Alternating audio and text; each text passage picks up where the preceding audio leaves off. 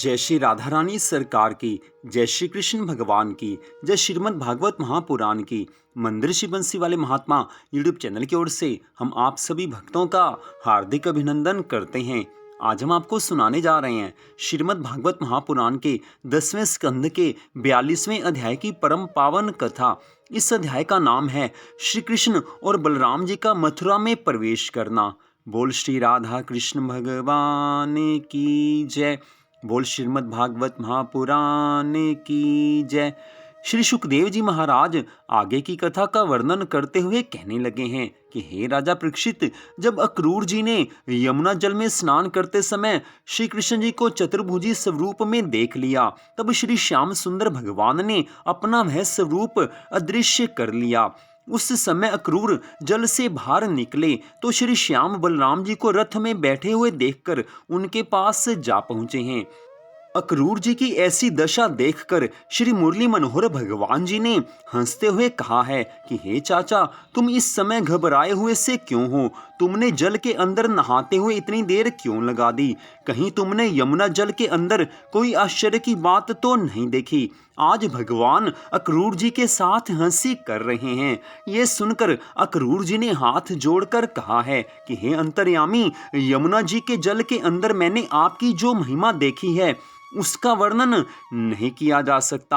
आपने वहां मुझे अपना दर्शन देकर कृतार्थ कर दिया है। मैं अज्ञानी आपकी महिमा को किस प्रकार कहूँ? ये सुनकर भगवान श्री कृष्ण जी ने हंसते हुए कहा है, अच्छा अब रथ पर चढ़ो, हम सबको आगे चलना है।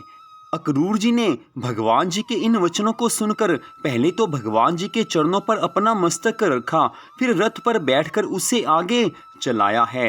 नंद आदि ग्वाल बाल जो आगे चले गए थे, वे मथुरा के समीप ब्राह्मणों की बगीची में डेरा डाले हुए हैं। वहां पहुंचकर श्री कृष्ण और बलराम भी रथ से उतर पड़े। उस समय अक्रूर जी ने उनसे हाथ जोड़कर इस प्रकार कहा है कि हे प्रभु, आप तो मेरे घर चलकर वहीं पर विश्राम कीजिए, निवास कीजिए और अपने चरणों की रज से मेरी कुटिया को पवित्र कीजिए। हे मेरे नाथ, आपके जिन चरणों ने गौतम पत्नी अहिल्या को तार दिया, जिन्होंने बलि को सूतल लोक का राज्य दिया और जिनके द्वारा गंगा जी की उत्पत्ति हुई है, उन्हीं का चरणोदक पीकर मैं अपने परिवार सहित कृतार्थ होना चाहता हूँ। हे प्रभु, मैं आपके चरणों का दास हूँ। आज अक्रूर जी की ऐसी प्रार्थना सुनकर भगवान श्री कृष्ण जी ने अत्यंत प्रेम पूर्वक अक्रूर का हाथ पकड़कर कहा है कि हे चाचा, आज रात को हम यहीं रहेंगे, परंतु कल राजा कंस को मारने के बाद बलराम जी सहित तुम्हारे घर अवश्य आएंगे। श्री नंद नंदन प्रभु जी के ऐसे वचन सुनकर अक्रूर प्रसन्न हो विदा लेकर राजा कंस की सभा में चला गया। वहां कंस ने उसे अत्यंत सम्मान पूर्वक अपने पास बैठाकर कहा है कि हे अक्रूर जी, कृष्ण बलराम के समाचार कहो। ये सुनकर अक्रूर जी ने उत्तर दिया है, हे राजन, ब्रज की महिमा का वर्णन नहीं किया जा सकता। नंद राय जी की प्रशंसा मैं कैसे करूं? वे आपकी आज्ञा को मानकर श्री कृष्ण और बलराम जी सहित तथा अन्य ब्रजवासियों सहित यहाँ पर आ पहुंचे हैं और नगर के बाहर ठहरे हुए हैं। ये समाचार सुनकर राजा कंस ने अत्यंत प्रसन्न होकर अक्रूर से कहा है कि हे अक्रूर, तुमने हमारा बड़ा काम किया है, अब तुम आनंद पूर्वक घर जाकर विश्राम करो। कंस की यह आज्ञा सुनकर अक्रूर जी अपने घर चले आए हैं। इससे आगे की कथा का वर्णन करते हुए श्री सुखदेव जी महाराज कहने लगे हैं, हे राजा परीक्षित, इधर श्री कृष्ण और बलराम जी ने नंद राय जी से कहा है कि हे बाबा, यदि आपकी आज्ञा हो तो हम मथुरापुरी को देख आएं। नंद राय जी ने उन्हें स्वीकृति दे दी है। तब 2 घंटा दिन शेष रहने के समय श्री श्याम सुंदर और बलराम जी ग्वाल बालों को साथ लेकर मथुरापुरी को देखने के लिए चल दिए हैं। मथुरा नगर की किले की दीवार तथा अन्य स्थान सफेद पत्थर के बने हुए अत्यंत ही सुंदर दिखाई दे रहे हैं। किले के चारों ओर गहरी खाई खुदी हुई है, जिसमें हर समय पानी भरा रहता है। किले की दीवारों के झरोखों में बैठे हुए तोता, मैना, कोकिल, कबूतर आदि भांति भांति के सुंदर पक्षी आज मीठी बोलियां बोल रहे हैं। नगर की सभी गलियां तथा मार्ग अत्यंत सुंदर और साफ सुथरे हैं। प्रत्येक स्थान पर छोटे छोटे उद्यान बने हुए हैं जिनमें सुगंधित सुंदर सुंदर फूल खिल रहे हैं। सुंदर तालाब, बावड़ी, कुंड आदि जलाशयों में मोती के समान निर्मल जल भरा हुआ है जिनमें कमल के फूल खिल रहे हैं। चारों ओर सौंदर्य बिखरा हुआ है।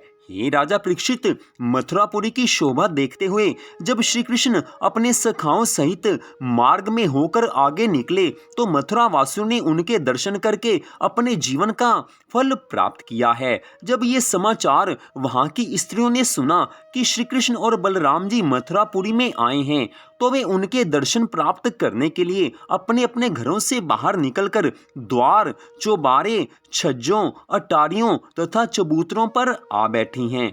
इतनी कथा सुनाकर श्री सुखदेव जी महाराज कहने लगे हैं कि हे राजा परीक्षित, इस प्रकार सब स्त्री पुरुषों को अपना दर्शन देकर श्री श्याम सुंदर और बलदाऊ जी सर्वत्र आनंद की वर्षा कर रहे हैं। उस समय यज्ञकर्ता ब्राह्मणों ने यज्ञ स्वरूप में पूजा करके उनके मस्तक पर तिलक किया और मंत्रों से आशीर्वाद दिए हैं। नगर के सब स्त्री पुरुष आज भगवान जी के ऊपर पुष्प, अक्षत, चंदन आदि की वर्षा कर रहे हैं। उस समय उस नगर की शोभा को देखकर श्री श्याम और बलराम जी ने अपने साथी ग्वाल बालों से कहा है कि हमारे साथ ही रहना, मार्ग मत भूल जाना और यदि कोई भूल हो जावे तो वह अपने डेरे पर पहुंच जाना।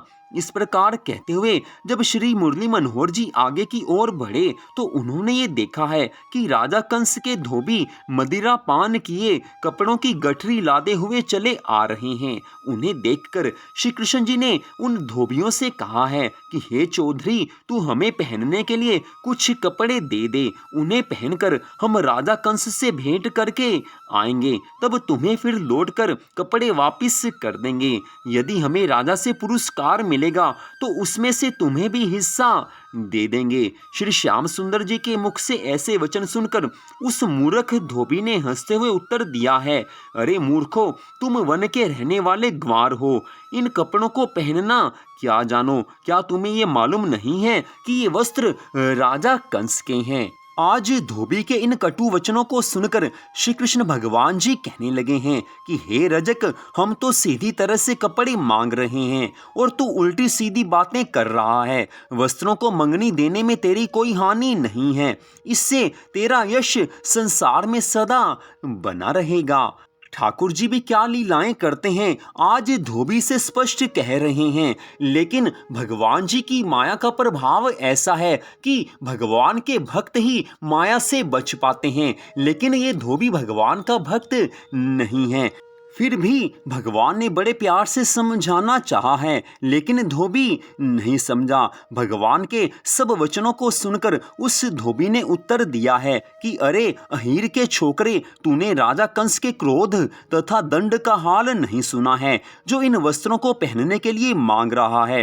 तू जल्दी मेरे सामने से हट जा, अन्यथा मैं अभी तुझे मजा चखा दूंगा। धोबी के ऐसे दुर्वचनों को सुनकर श्री श्याम सुंदर भगवान जी ने उसकी गर्दन पर एक ऐसा हाथ मारा कि उसका मस्तक भुट्टे के समान टूटकर पृथ्वी पर आ गिरा है।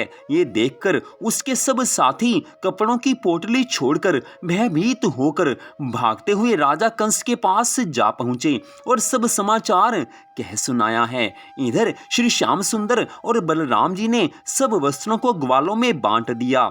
तब सबने उल्टे सीधे वस्त्र पहन लिए हैं। तभी वहां पर एक कुरुसेन नाम का दर्जी आ पहुंचा और उसने श्री श्याम सुंदर भगवान जी से विनती की है कि हे भगवान, मैं राजा कंस का सेवक हूं, परंतु आठों प्रहर आपके ही चरण कमलों में अपना ध्यान लगाए रहता हूं। अतः यदि आप कहें तो सबको ठीक से मैं वस्त्र पहना दूं।